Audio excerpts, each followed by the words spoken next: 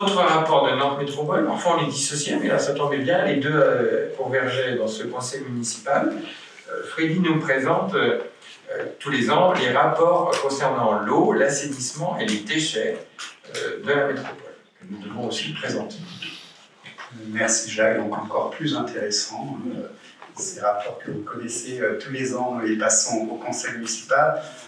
Si vous en êtes d'accord, on ne va pas rentrer dans le détail, on a fait cette lecture détaillée en commission, mais si vous le souhaitez, je peux y revenir. Je vais aller très rapidement et puis vous indiquer que c'est le rapport qu'on présente classiquement du service eau, assainissement et puis déchets. Je rappelle que c'est un rapport qui a été soumis à l'avis de la commission consultative des services publics locaux, au sein de laquelle siègent les représentants des usagers. Je ne vais pas relire, je vais refaire une synthèse de la synthèse.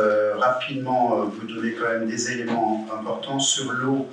Rappeler que les résultats des contrôles sanitaires officiels témoignent d'une bonne qualité microbiologique et physico-chimique répondant aux exigences fixées par la réglementation.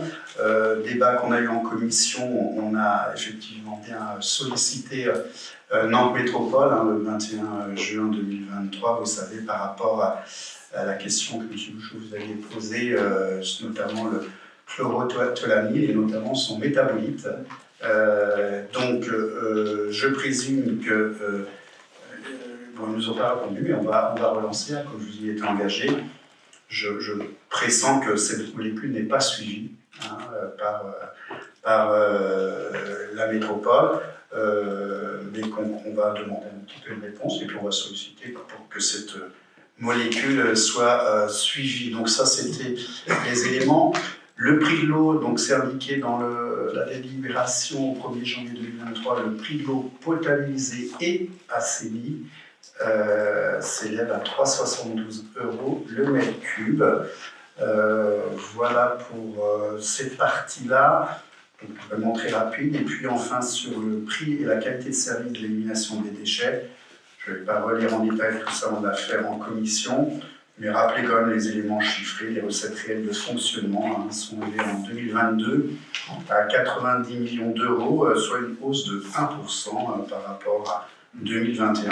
Et donc en ratio, si on ramène ça au coût global par habitant, cela représente 98 € hors taxe contre 96 en 2021. Et vous avez le ratio par tonnage si vous voulez. Voilà. Donc voilà ce que je voulais vous faire part. Donc effectivement, il faut prendre acte de la présentation de ce compte-rendu d'activité des délégataires de services publics.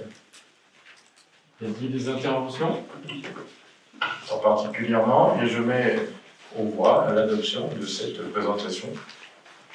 Des abstentions, des votes contre, adopté.